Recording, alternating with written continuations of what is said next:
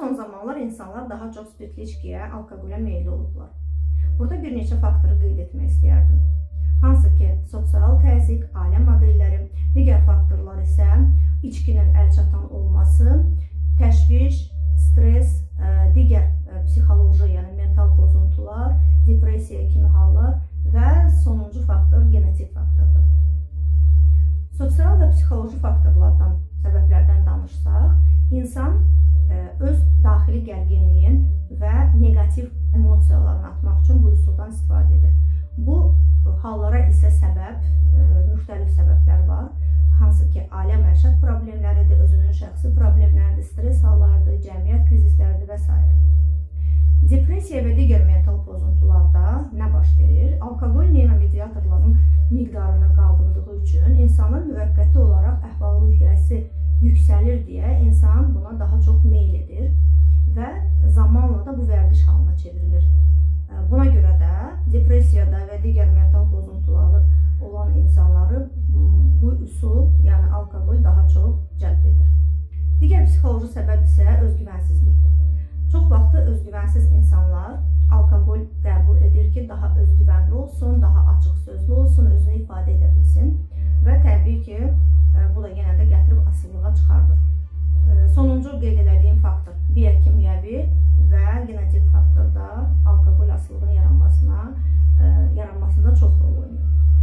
Alkoqol bizim beynimizə necə təsir edir? Alkoqol bizim beynimizin dopamin sisteminə təsir edir. Dopamin isə sevinç və motivasiya hormonu olduğu üçün dediyim kimi əhval-ruhiyyə yüksəlir deyə insan bir müddətlik negativ emosiyalarını atır, sevinç hissi gəlir insana, motivasiya gəlir və bununla da daha çox alkoqolə meyilli olur.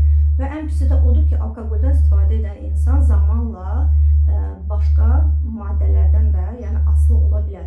Alkoqol asılılığı əslində psixikanın müdafiə reaksiyasıdır. Reallıqdan, problemlərdən qaçışdır. Çünki alkoqol qəbul etdiyi zaman insanın şuurunda dəyişim baş verir, şuur kontroldan çıxır və insan şuursuz şəkildə həyatının bir müvəqqəti olaraq yaşayır və bununla özünə mənəvən rahatlıq tapırmış kimi hiss edir özün. Bu asılılığın, bu vərdişin əks təsirləri isə zamanla yaranan yaddaş zəifliyi, yalana meyilli olması, natəmizlik və ümumiyyətlə mənəvi normaların itməsinə gətirib çıxarır. Və statistikaya görə içki içən ataların övladları, əsasda oğlan övladları 5-7 dəfə daha çox bu asılılığa meyilli olur və genetik olaraq onlara keçir. Qızlarda bu hallar daha az rast gəlinir.